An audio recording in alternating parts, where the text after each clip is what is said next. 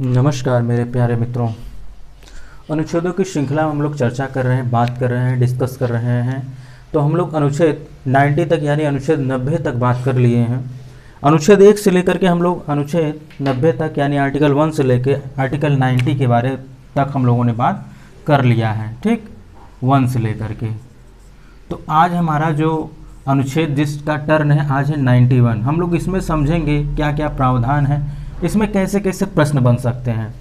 आप चाहे जिस भी प्रतियोगी परीक्षाओं के लिए तैयारी कर रहे होंगे, पॉलिटी ऐसा सेगमेंट है जहां से आपको प्रश्न जरूर मिलते हैं, ज़रूर से ज़रूर मिलते हैं, ठीक। किसी किसी एग्जामिनेशन में इसके ज़्यादा से ज़्यादा वेटेज हो जाते हैं, लेकिन हम लोग इसको समझेंगे कि इस अनुच्छेद में क्या क्या बातें कही गई हैं, क्या है और क्या क्या प्रोविज़न है, क्या शर्तें हैं। जैसे कि हम लोग 90 के बारे में बात किए थे, कैसे बातें किए थे, आप लोग उस वीडियो को देखिएगा तो आपको क्लियर हो जाएगा।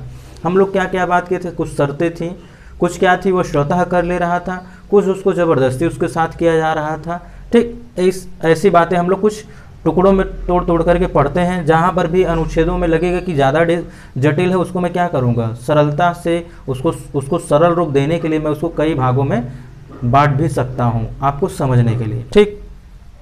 तो आज जो है हमारा अनुच्छेद उप सभापति का क्या है, उप सभापति के पद के कर्तव्यों का पालन। यानी कि अगर कोई व्यक्ति उप सभापति बनता है तो उसके पद का भी तो कोई कर्तव्य होगा, कुछ ड्यूटी होगी उसकी, तो क्या होगी उसके बारे में हम लोग चर्चा करेंगे। जैसा कि हम लोग पहले ही बात कर चुके हैं, यदि सभापति उपस्थित ना हो या वो अस्वस्थ हो या फिर वो शारीरिक रूप से, मानसिक रूप से या फिर कहीं वो बाहर गए हों, अगर उस समय सदन का क्या करना हो, संचालन करना हो, यानी राज्यसभा, यहाँ हम लोग राज्यसभा के ही समझेंगे क्योंकि लोकसभा के अलग ही होते हैं अध्यक्ष। लोकसभा के अध्यक्ष के बारे में हम लोग आगे वीडियोज में समझेंगे। यानी राज्यसभा का कोई बैठक बुलाना है, सत्र बुलाना है, ठीक। तो क्या होगा, इसका जो संचालन होगा तो कौन करेगा। अगर मान लीजिए सभापति ही क्या हो जाए, बीमार हो जाए, ठीक, अस्वस्थ हों या फिर क्या हो, वो दौरे पे हो, किसी विदेशी दौरे पे हो, उस समय कौन संचालन करता है, तो उस समय संचालन करते हैं उप सभापति। कौन करते हैं, उप सभापति, ठीक, उप सभापति। तो समझिएगा क्या है कि जब उप सभापति का पद रिक्त है, अथवा यानी रिक्त का तात्पर्य क्या है कि वो बीमार है या तो वो एक्सपायर कर गए हैं या फिर क्या कर दिए गए हैं, उनको पद से हटा दिया गया है। इस स्थिति की बात हो रही है कि जब उनका पद क्या हो, रिक्त हो, अथवा जब सभापति कार्य करने में क्या हो, असमर्थ हो, यानी वो शारीरिक रूप से असमर्थ हो सकते हैं, मानसिक रूप से भी हो सकते हैं, या फिर सभापति अनुपस्थित हो। अनुपस्थित से तात्पर्य अगर वो विदेशी दौरे पे, कहीं किसी अन्य देश के दौरे पर भी गए हैं तो भी उनकी अनुपस्थिति ही तो होगी, क्या होगी, अनुपस्थिति ही होगी, ठीक। तो ऐसी स्थिति में क्या होगा, राज्यसभा का संचालन किसके द्वारा होगा, उप सभापति के द्वारा होगा, ठीक, उप सभापति के द्वारा, उप सभापति के द्वारा होगा। किसके द्वारा होगा, उप सभापति के द्वारा होगा।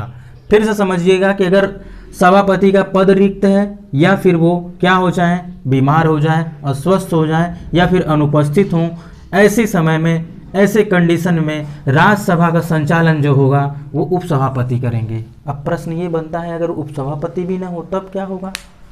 बात तो ये हो गई कि अगर सभापति नहीं उपस्थित है तो उप सभापति इस कार्य को कर लिए। मान लीजिए ऐसा तो होता नहीं, मान लीजिए अगर उप सभापति भी उसी समय बीमार हो जाए, वो भी अक्षम हो जाए या फिर वो भी कहीं चले गए हो किसी महत्वपूर्ण कार्य में, किसी शादी विवाह में, कहीं ऐसी जगह पे जहाँ वो व्यस्त हो गए और आ नहीं पा रहे हैं और राज्यसभा का क्या करना है, संचालन करना है। तो इस स्थिति में क्या होगा, तो इस स्थिति में ये होगा कि जो राज्यसभा का, यानी जब सभापति और उप सभापति दोनों अनुपस्थित हों, तो ऐसी स्थिति में जो सदन का संचालन कौन करेगा, राज्यसभा के ही किसी एक वरिष्ठ या अनुभवी सदस्य के द्वारा, ठीक, जिसे राष्ट्रपति क्या करेगा, इस कार्य के लिए मनोनीत करेगा। समझिएगा क्या है ये कि अगर सभापति उपस्थित नहीं है, क्या नहीं है, सभापति उपस्थित नहीं है, ये कहीं गया है बाहर वहर मान लीजिए, या फिर ये अस्वस्थ हैं, तो अगर उप सभापति भी नहीं उपस्थित हैं तो इस स्थिति में यही होगा कि राष्ट्रपति यहाँ पे राष्ट्रपति की भूमिका महत्वपूर्ण हो जाती है। राष्ट्रपति मनोनीत करेंगे, किसको मनोनीत करेंगे, इसी राज्यसभा के किसी एक वरिष्ठ और अनुभवी। ये वरिष्ठ का तात्पर्य आयु से भी हो सकता है या फिर अनुभव के आधार पर भी हो सकता है। किसी एक वरिष्ठ या अनुभवी सदस्य को क्या करेंगे, ये मनोनीत करेंगे। राष्ट्रपति महोदय वही सदन का क्या करेगा, संचालन करेगा, यानी राज्यसभा का क्या करेगा, वो संचालन करेगा।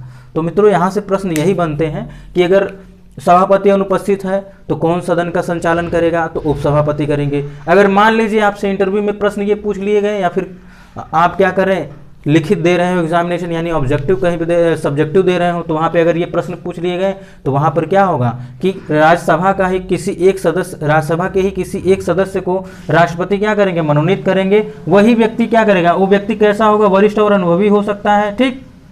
तो यही व्यक्ति क्या करेगा, राज्यसभा का संचालन करेगा। क्या करेगा, संचालन करेगा। तो मित्रों आज के लिए बस इतना ही। हम लोग आज आर्टिकल 91 के बारे में चर्चा कर लिए हैं। हम लोग आगे बात करेंगे आर्टिकल 92 के बारे में, यानी अनुच्छेद 92 के बारे में हम लोग चर्चा करेंगे। तो मिलते हैं हम लोग नेक्स्ट वीडियो में, तब तक के लिए नमस्कार।